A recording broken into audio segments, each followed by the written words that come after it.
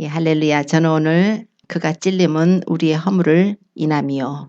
이사야서 53장의 말씀을 가지고 은혜의 말씀을 나누고자 합니다. 예, 오늘 이 말씀은 선지자 이사야를 통해서 하나님께서 그리스도의 순환에 대해서 주신 말씀입니다.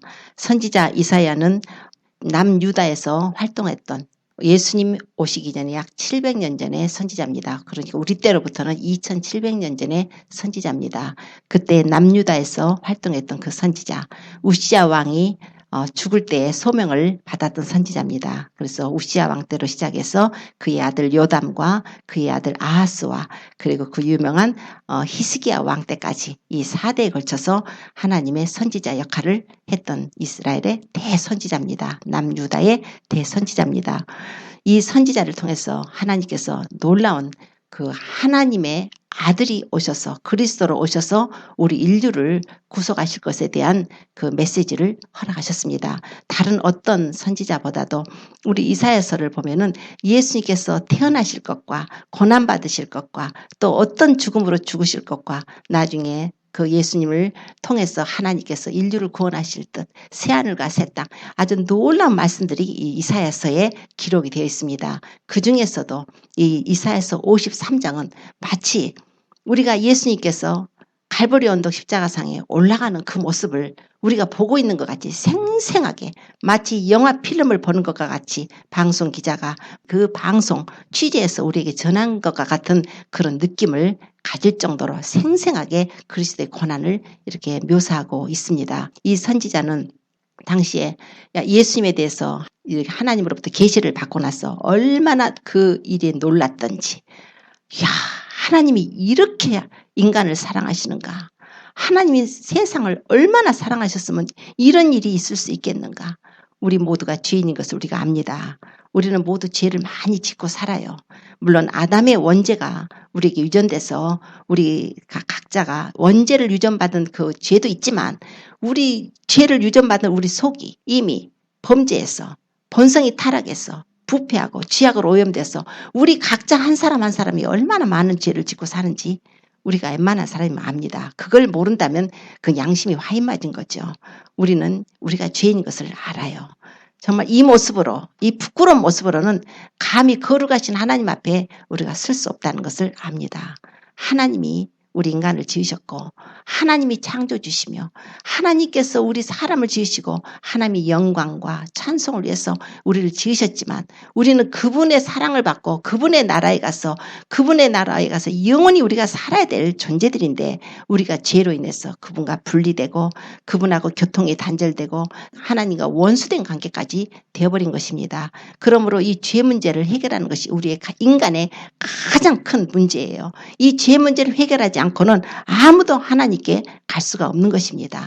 하나님께서는 우리에게 그 죄 문제를 해결해서 하나님과 다시 한번 우리가 연합되고 하나님과 사랑을 회복하고 하나님과 화목하게 해서 하나님이 계시는 그 천국에서 영원히 우리가 살 수 있도록 하나님께서 한 계획을 세우신 것이 바로 독생자 예수 그리스도를 바로 십자가에 못 박는 것이었습니다. 우리 죄인들의 죄를 대신 그분이 담당케 해서 그분이 십자가에서 우리 죄를 대신 다 떠맡아서 죄 없으신 그분이 고난을 받고 피 흘려서 죽으셔서 우리 죄값을 치러주실 그 하나님의 은혜로 하나님께서 그 아들을 택하셨고 우리를 사랑하셔서 그 아들을 이 세상에 보내주시게 된 것입니다.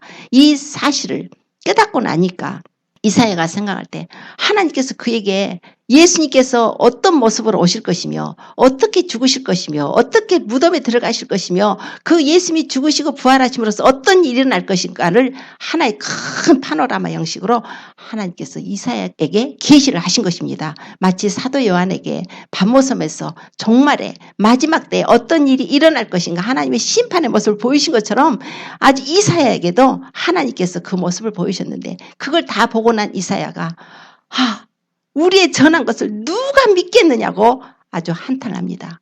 이 사실을 하나님이 내게 보이셨는데 하나님 이 사실을 우리가 전한들 누가 믿겠습니까? 여호와의 팔이 누게 나타났습니까?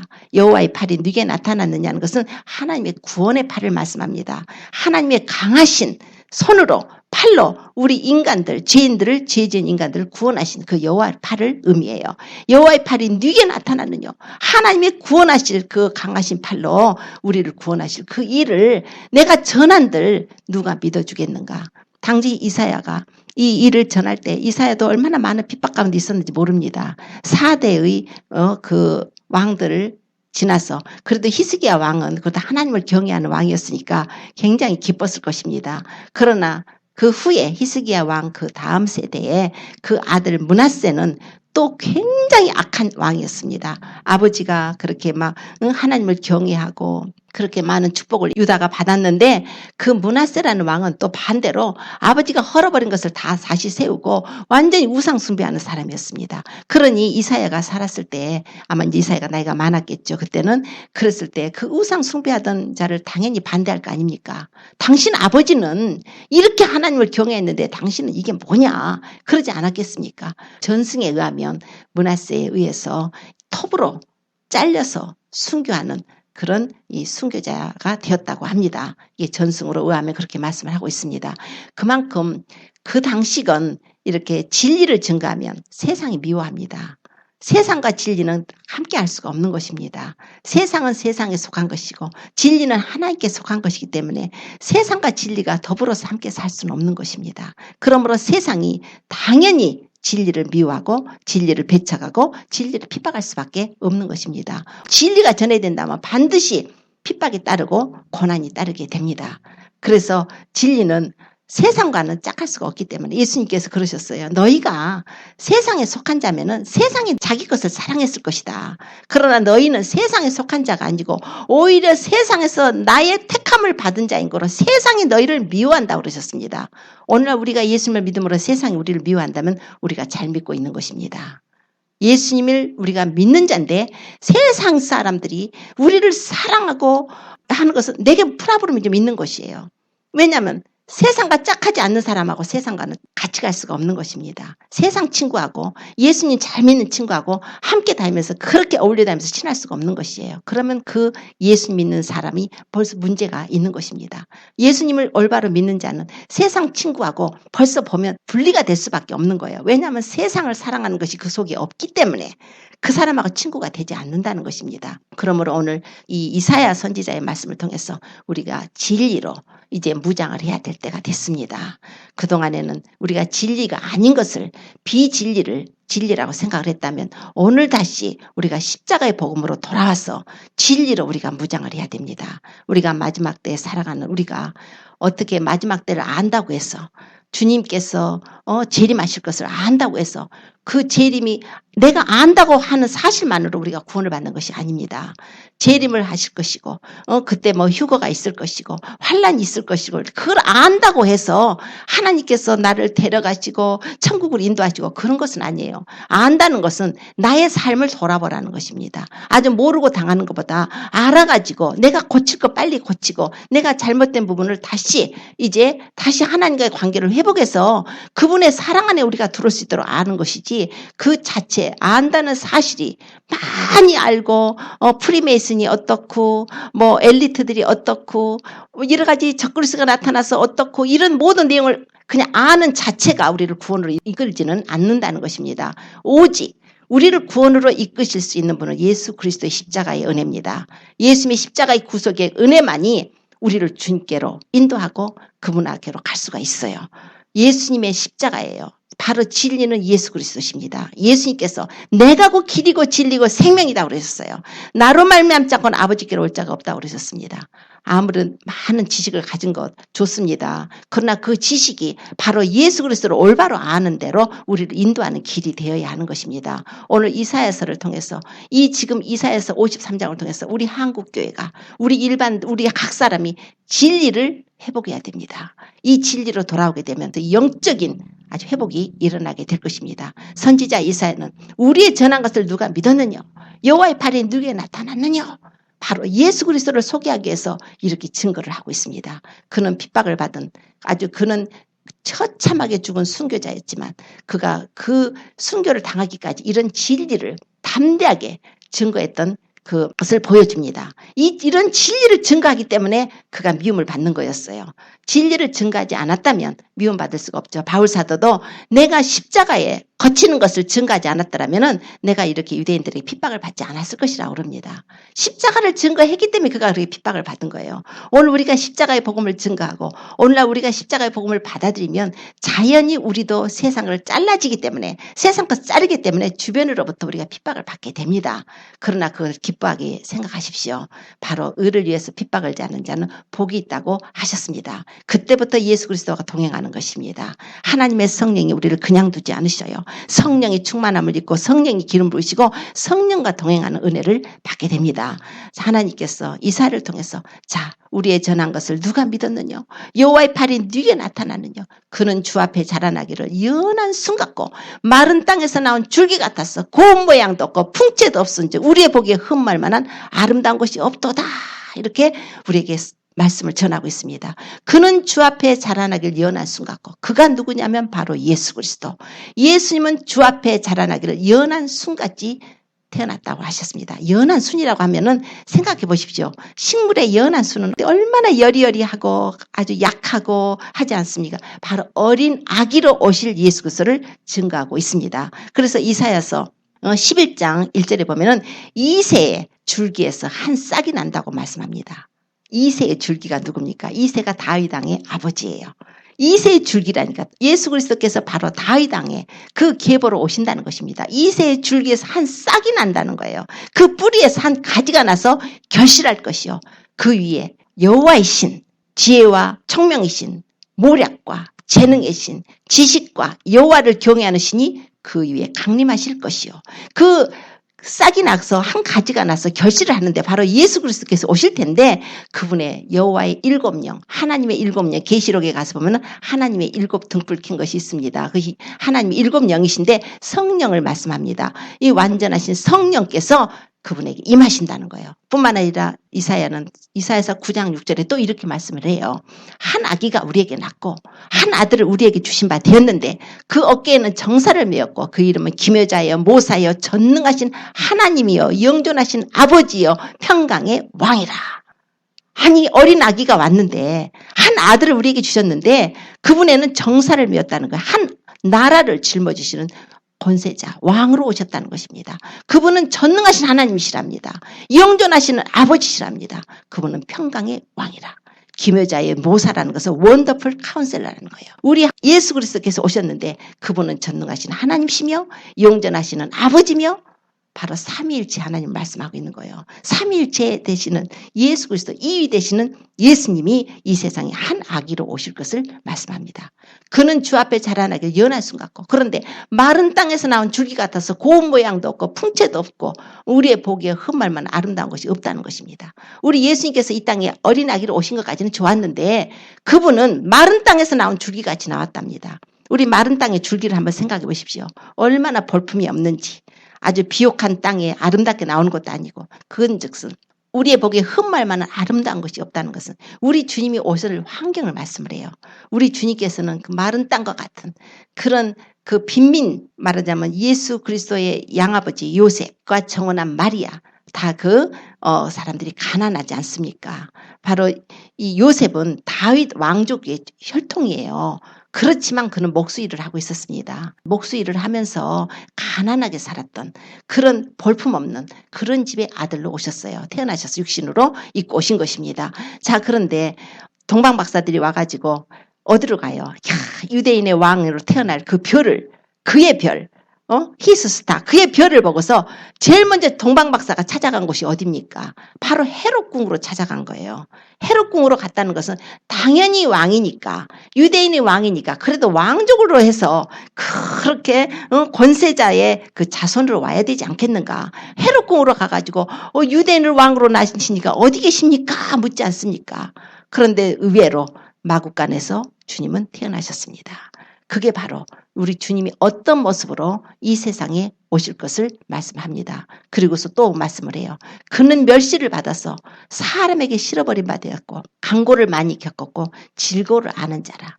마치 그 얼굴을 가리우고 보지 않음을 받은 자 같아서 멸시를 당했고 우리도 그를 귀히 여기지 아니하였도다. 이렇게 계속 말씀을 합니다.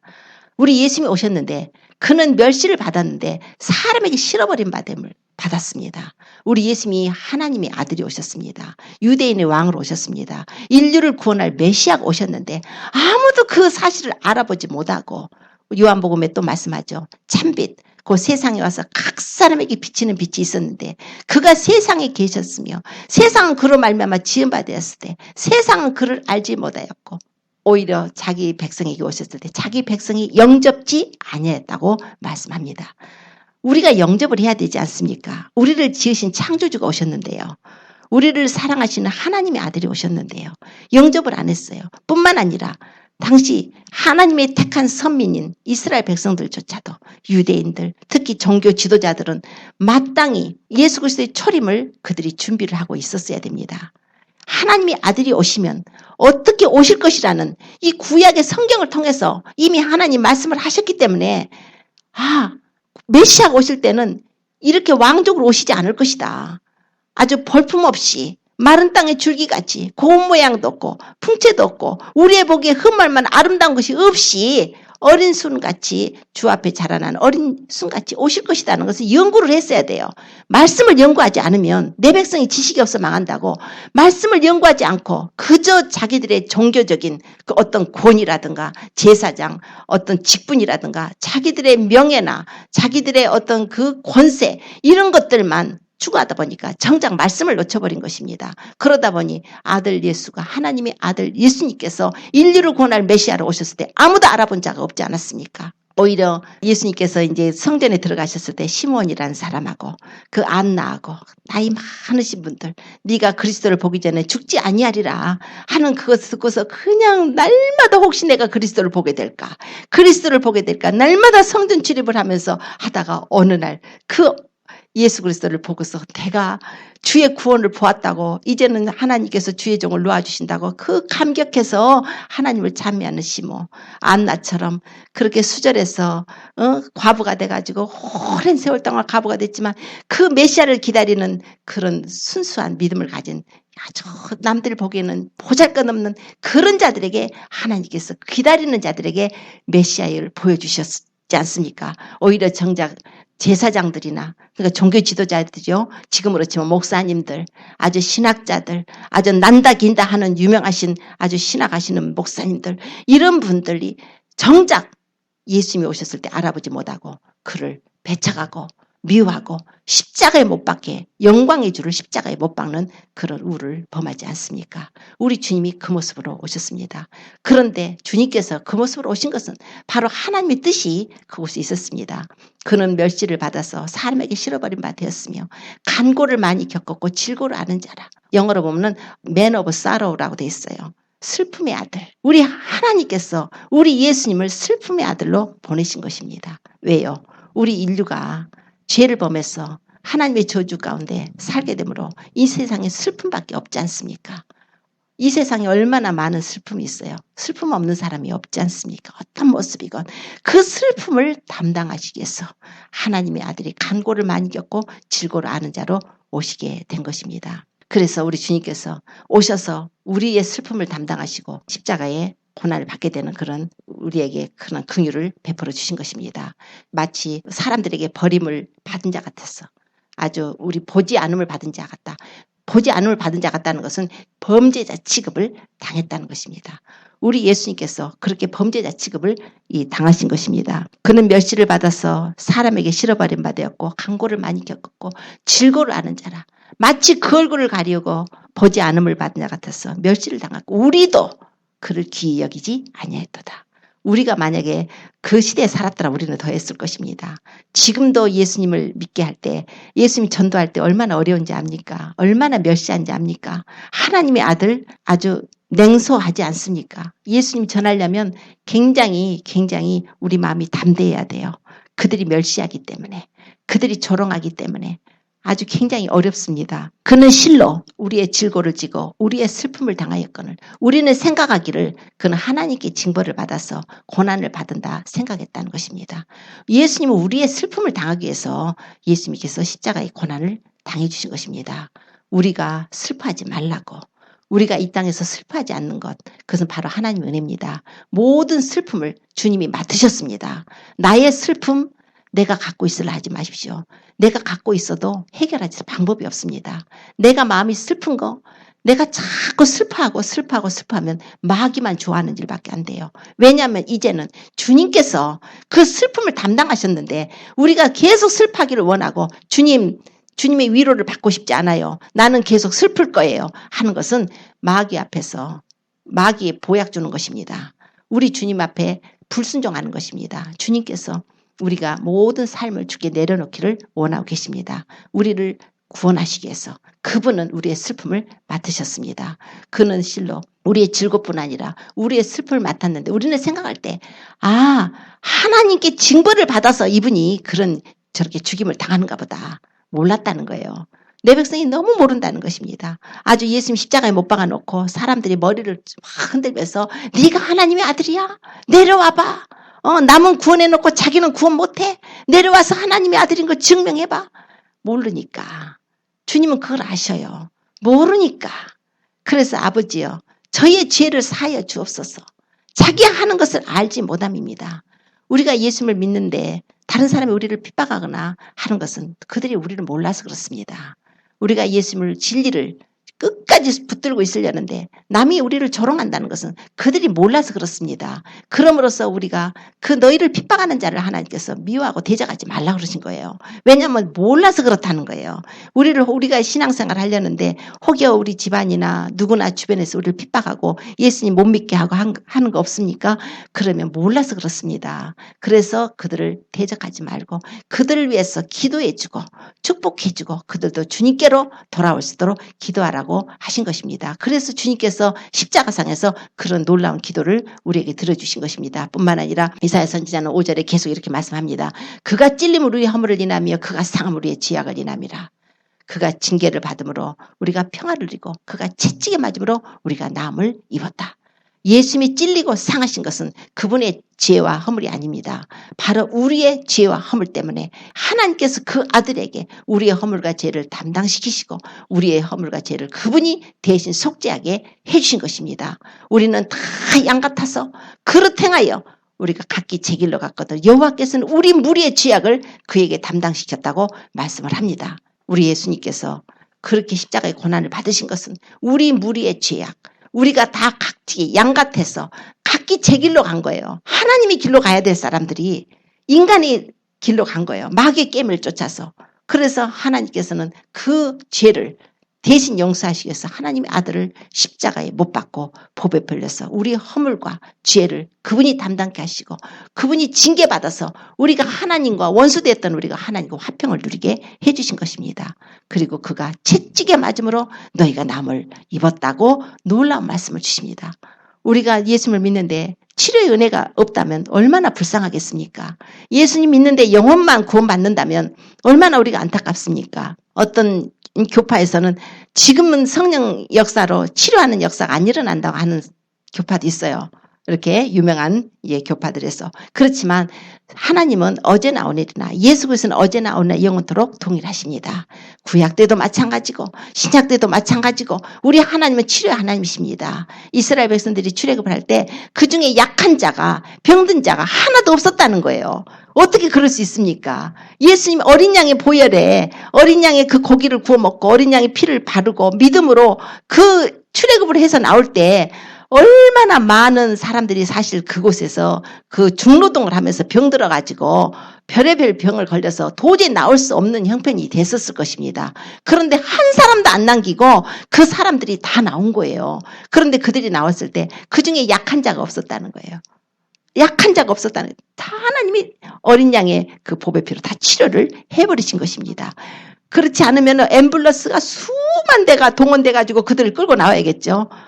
환자인데 어떻게 데리고 나오겠습니까? 하나님의 기적이 임한 것입니다. 오늘날도 우리도 마찬가지예요. 우리가 믿으면 홍해를 건널 때 그런 기적이 일어나고 하나님의 은혜로 우리도 오늘날 동일하게 치료의 은혜를 베풀어 주십니다. 왜냐하면 예수님이 그 치료를 하시기 위해서 채찍에 맞으셔서 우리에게 치료의 그 값을 지불을 해놓으신 것입니다. 감기 걸리면 감기 값을 치러야 우리가 며칠 동안 고생을 해야 감기가 낫지 않습니까? 우리 어떤 질병도 다 하나님께서 이미 치료해 놓으셨습니다. 그거를 믿는 것이 믿음이에요. 이미 예수님 안에서 우리는 다 치료를 받은 것입니다. 병이 찾아오거든 두려워하지 마십시오. 두려워하는 것은 마귀가 주는 거예요. 두려워하는 마음이 오면 그때부터 꽉 잡혀버리는 거예요. 그러면서 점점점 내가 요만큼 아픈데 두려움으로서 더 멀리 아이고 내가 이제 장사 치료까지 생각할 수가 있는 것이에요. 두렵기 때문에 나 이 병 걸려서 죽으면 장례는 어떻게 치르지? 땅 사러 다녀야 될지 몰라요.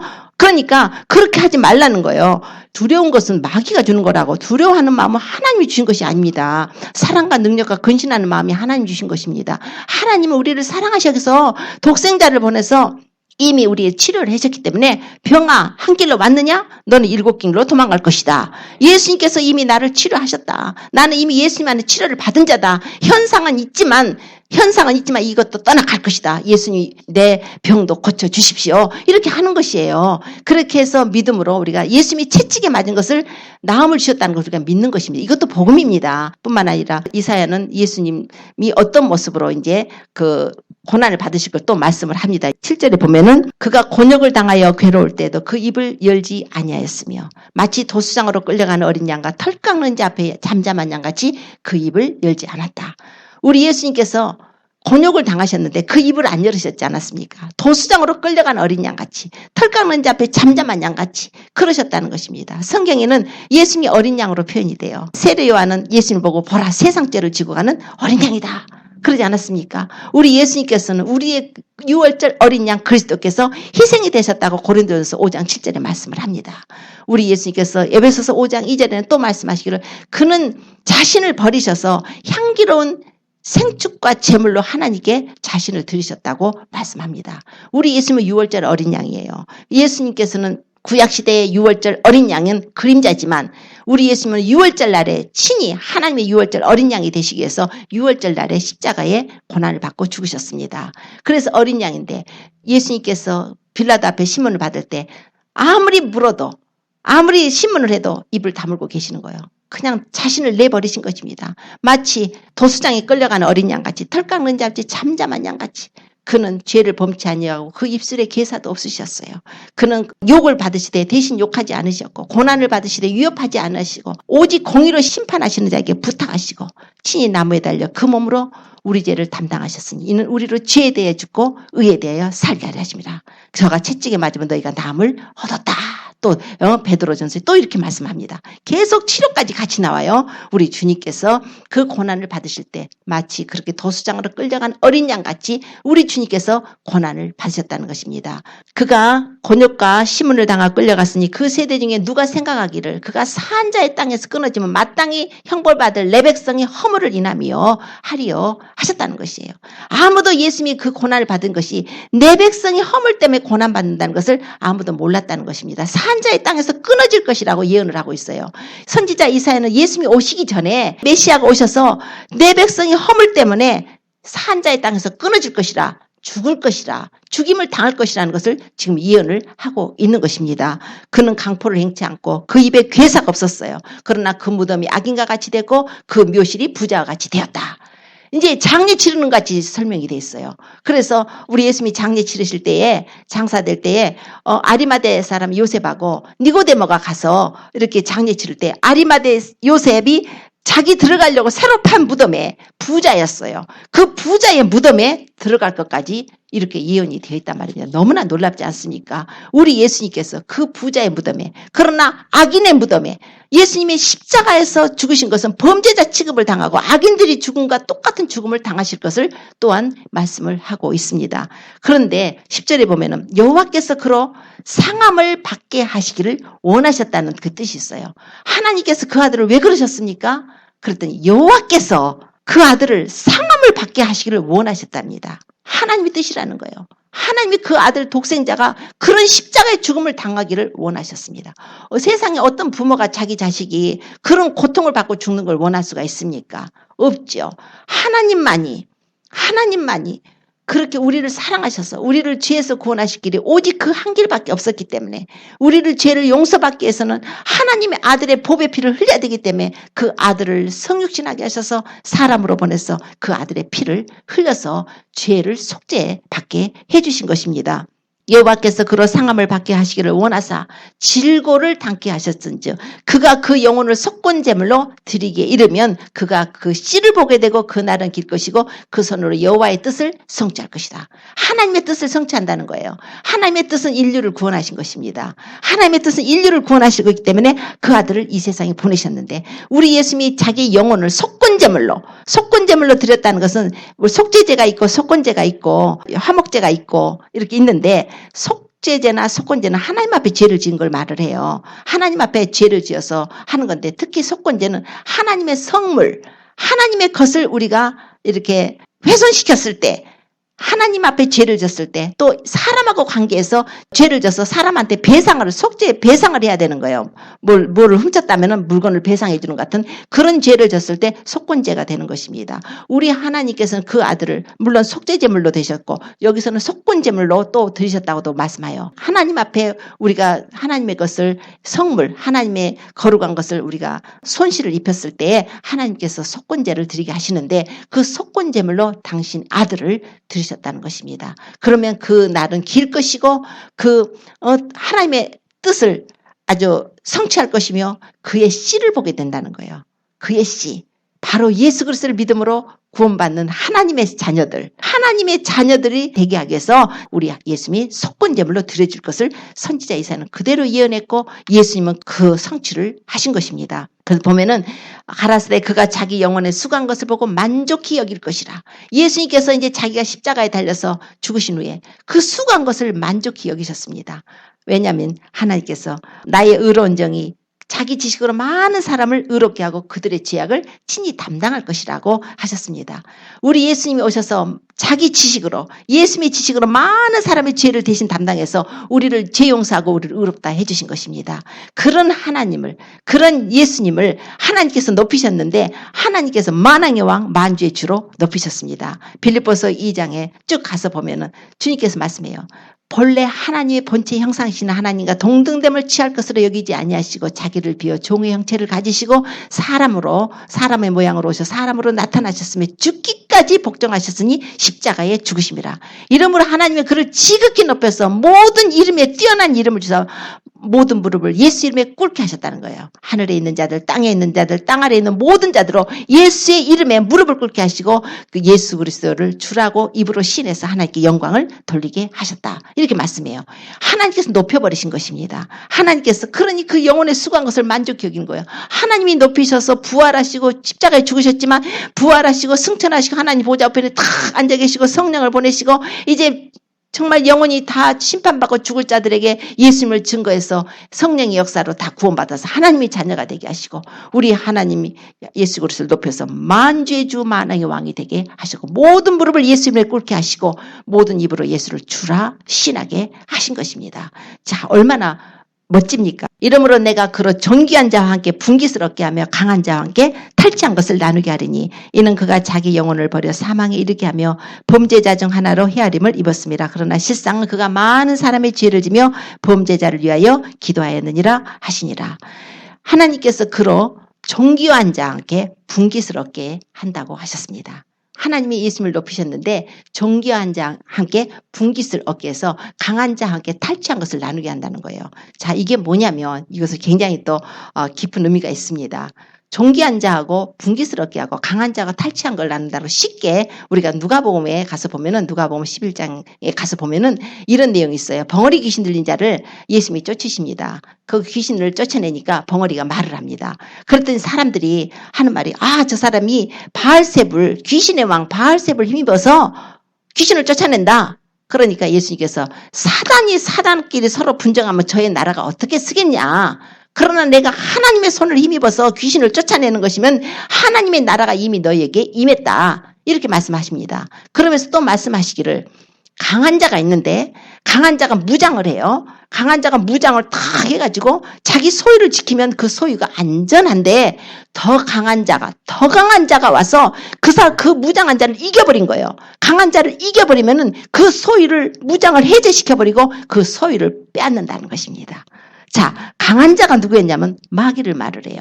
마귀가 왜 강합니까? 우리 생각은 그럴 것 같죠. 마귀가 강해요. 하나님이 천사장, 그룹천사 천사장 아닙니까? 마귀가 파워가 있습니다. 세상 권세를 또 아담 타락시켜서 세상 권세를 뺏어버렸어요. 자, 그런 강한 자인데 그 강한 자가 무장을 하고 있습니다. 자기 나라를 무장을 해가지고 자기 소유를 지키는데 그 소유가 누구냐면 바로 이 세상이에요. 강한 자, 마귀가 자기 소유를 지키고 있는데 그 내 소유가 누구냐 그러면 바로 하나님의 자녀들을 갖다가 포로로 삼고 있는 것입니다. 히브리서 2장 14절에 가서 보면은 자녀들은 혈육에 함께 속하였으며 그것 또한 한 모양으로 혈육에 함께 속하시면 예수님께서 혈육에 함께 속하시면 사망으로 말미암아 사망의 세력을 잡은 자 곧 마귀를 없이 하시며 죽기를 무서워해서 일생에 매여 종노릇한 자들을 놓아주려 하심이라. 죽기를 무서워해서 일생에 매여 종노릇 하는 자가 누구냐면 바로 우리 인간들이에요. 왜요? 바로 죄를 졌기 때문에 누구든지 죄를 범하면 죄의 종이라고 우리 예수님께서 요한복음 8장 34절에 말씀하셨습니다. 누구든지 죄를 범하면 죄의 종이라. 베드로 사도는 또 말해요. 진자는 이긴 자의 종이라. 우리가 졌지 않습니까? 죄를 졌다는 것은 마귀에게 진 거예요. 죄하고 싸워야 되는데 마귀의 무기는 죄인데 우리가 마귀하고 싸우려면 죄를 안 지어야 돼요. 죄가 없어야 돼요. 죄가 없으면 우리가 마귀를 이기는 거예요. 그런데 우리 연약하니까 우리가 인간들이 다 죄를 졌단 말입니다. 마귀에게 져서 마귀의 종이 됐다는 거예요. 그러나 더 강하신 자 예수님을 하나님이 보내셔서 마귀의 일을 멸해버리시려고 하나님이 오셔서 십자가에 못 박아서 아들을 못 박아서 그 피를 흘려서 누구든지 예수님을 믿고 주님께 나와서 내 죄를 용서받기를 구하고 회개하는 자들에게는 죄사함을 주시는 은혜를 베푸신 것입니다. 이겨버린 거예요. 강한 자가 자기 무장을 하고 자기 소유를 지켰는데 더 강하신 예수님이 오셔가지고 더 강하신 예수님이 오셔서 십자가에서 전쟁을 치러주시고 그 마귀의 무장을 해제해버린 거예요. 마귀의 무장이 해제돼 버린 것입니다. 지금 마귀는 이빨 빠진 호랑이에요. 우는 사자 같이 다니는 거예요. 사자도 아닌 주제에 자기가 사자인 것처럼 우는 사자처럼 삼킬자를 닦고 다니지만 우리의 사자는 유다 지파의 사자는 승리의 사자입니다. 예수님께서 이기셨어요. 십자가를 통해서 이기셨습니다. 십자가를 통해서 이미 승리를 해놓으셨습니다. 누구든 예수님 안에 들어오면 우리는 예수님 안에 보호를 받는 거예요. 예수님 밖에 있으면 공격을 당할 수밖에 없지만 예수님 안에 있으면 예수님이 삼겹으로 우리를 보호를 하시는 것입니다. 성령님이 보호하시죠. 천군천사 보호하시죠. 예수님 보호하시죠. 하나님 보호하시죠.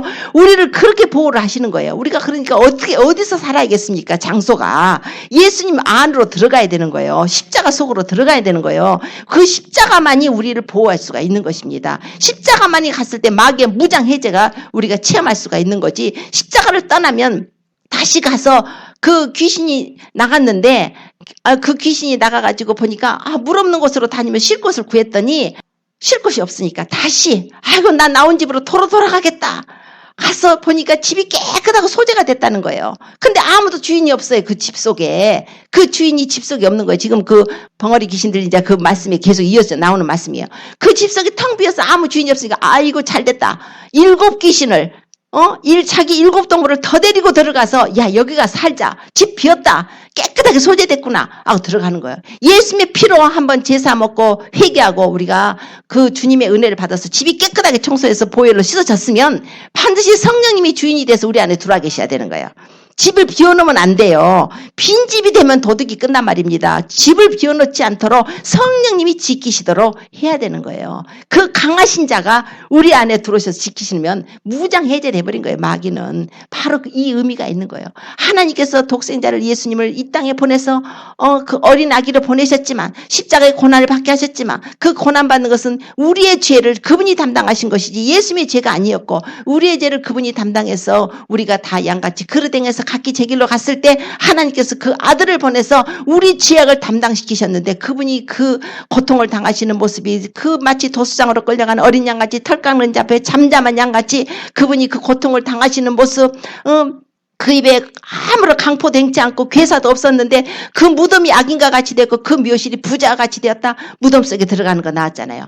그러나 하나님께서 그를 높이시니까 나의 의로운 종이 아주 자기 지식으로 많은 사람을 의롭게 하고 많은 사람들을 그 범죄자 취급을 당하면서까지 그들을 자유를 주신 거예요. 예수 그리스도를 믿음으로 죄사함 얻고 하나님의 자녀가 되고 하나님이 너무 급히셔서 우리 예수님을 높이셔서 아주 모든 이름에 뛰어난 이름을 주셔서 만왕의 왕이요 만주의 주요 그분이 지금 성령을 보내서 은혜로다가 성령 세례를 베푸시며 지금 구원을 후사들을 모으고 계시지만 이제 얼마 안 있어서 언젠가는 그분이 우리 구원받은 자녀들을 데리러 오시게 된다는 것입니다. 구원받은 자녀들을 데리러 오실 때 Are you ready? 우리가 준비가 됐습니까? 그분이 내 자녀들, 내 이제 신부 입장해야 될 그 자녀들, 장성한 그 분량의 믿음을 가진 내 자녀들을 데리러 오는데 아직도 어린아이로 되어 있으면 아직 우리가 신부 입장을 못하는 거예요. 아기 데리고 짠딴딴 웨딩 마치 할 사람이 어디 있습니까? 빨리빨리 장성해서 그리스도의 신부의 분량까지 가서 우리 주님이 오실 때 그리스도의 신부로서 입장할 수 있도록 하나님께서는 빨리 깨어서 빨리 기도하고 빨리 사랑을 회복하고 그리스도의 관계를 맺으라고 지금 말씀하고 계십니다. 우리 주님은 만왕의 왕이고 만주의 주님이십니다. 그분의 신부가 된다는 거 얼마나 영광스러운 일입니까? 우리 예수님의 신부가 된다는 게 보통 일입니까? 어떤 한 나라의 왕의 아들의 신부만 된다 해도 아주 엄청나게 단장을 하고 준비를 할 것입니다. 시집갈 준비를. 그러나 우리 주님은 약속을 해주셨지 않습니까? 너희는 왕의 자녀일 뿐만 아니라 너희는 내 아들의 신부라는 거예요. 내 아들의 신부. 그러면서 주님께서 또한 너희는 내 아들의 신부가 되기 위해서 그 위에 옷을 하나 더 입어야 돼요. 바로 어떤 옷이냐? 그리스도의 신부면서 그리스도의 군사의 옷을 입어야 됩니다. 영적 전투에 참여할 수 있는 자, 그런 자, 이긴 자만이 우리가 신부가 될 수가 있습니다. 하나님께서는 오늘 이 말씀을 통해서 하나님이 우리에게 어떠한 사랑을 주셨는가? 독생자를 주셔서 그리스도의 신부를 찾고 계시고 하나님의 자녀를 찾고 계셔서 이제 모두 다 천국에 데려갈 그 일을 하시려고 이런 원대한 하나님의 계획을 세우시고 수천 년을 통해서 지금 이런 일을 하고 계시고 우리 이 시대에는 바로 우리가 주인공이지 않습니까? 우리가 바로 이 구원에 들어가야 되는 거예요. 하나님의 구원을 한번 받았다고 구원의 반열에 들어왔다고 집 텅텅 비워놓고 놀러 다니면 안 돼요. 이웃집에 놀러 다니면서 텅텅 비워놓고 다니면 안 되고 항상 내 안에 성령님이 계시도록 말씀과 기도로 교통하고 정말 영혼들을 사랑해서 항상 하나님과 교통하면서 중보기도 해주고 우리도 사랑을 행하고 항상 우리 자신의 어떤 허물이 없는가? 하나님 보시기에 더러운 것이 없는가? 아직도 세상을 사랑하고 있는가? 아직도 세상 것에 그냥 마음을 쏟고 하나님보다는 그 세상 것이 더 좋아가지고 주일날도 그냥 예배 안 드리고 딴 데 돌아다니지 않는가? 아니면 어떤 그 마음이 내 마음이 주님께 떠난 것이 없는가? 이런 것을 우리가 점검을 해야 됩니다. 이제는 점검하고 회복하고 회개하고 거룩함 회복하고 주님께 돌아와야 될 때입니다. 아는 것으로 끝나지 말고 믿음을 가져서 믿음의 열매가 나오도록 우리 믿음의 열매가 필요합니다. 나의 삶을 보고 나의 삶에 정말 믿음의 열매가 있는가? 주님 뵀을 때 주님 앞에 드려질 내 믿음의 열매들로 나를 단정해서 아름다운 세마포를 입고 점도 없고 흠도 없고 깨끗한 성도의 옳은 행실로 의의 세마포를 입고 주님을 만나야 됩니다. 우리가 그럴 준비를 해야 돼요. 그래서 지혜를 가지십시오. 우리가 지혜가 있어야 됩니다. 그 지혜는 하나님께서 구하라고 그러셨어요. 지혜가 부족한 자는 후히 주신 하나님께 구하라고 그랬습니다. 하나님 제가 어떻게 해야겠습니까? 어떻게 삶을 살아야겠습니까? 주님께 구하십시오. 그래서 주님과 말씀과 교통하시고 기도하시며 우리가 세상을 잘라내십시오. 이제는 떠날 준비를 해야 돼요. 세상에서 영원히 안 살아. 이래저래 개인적인 종말이 있어요. 언제 누가 어떻게 갈지 모릅니다. 갑자기 하나님이 데리고 가시면 준비 안 됐으면 당황하게 될 것입니다. 그때는 툴레이트예요. 항상 언제 어느 때 하나님 우리를 데려가실지 모르니까 내 개인적인 종말이 있으니까 우리가 그런 마음으로 주님이 오셔도 좋고 내가 먼저 가도 좋고 언제든 주님 만날 준비. 이스라엘아, 네 하나님 만날 준비를 하라고 하시지 않았습니까? 우리도 우리 하나님 만날 준비를 하고 살으셔야 됩니다. 세상 것에 너무 힘들어서 고통스럽고 슬프고 눌리고 해도 너무 거기에 눌리지 마십시오. 주님께 맡기십시오. 주님께 맡기고 하는 것이 그것이 바로 신앙입니다. 해도 좋고 안 맡겨도 좋고가 아니라 안 맡기면 불신앙이에요. 맡기면 신앙이에요. 하나님의 은혜로 맡겨서 좋고 신앙인이라고 인정해서 좋고 믿음이 있다고 인정해서 인정받아 좋고 얼마나 좋습니까? 모든 근심을 다 주께 맡겨버려라. 내 짐을 다 맡겨버려라. 너희는 마음에 근심하지 말라. 하나님을 믿으니 또 나를 믿으라.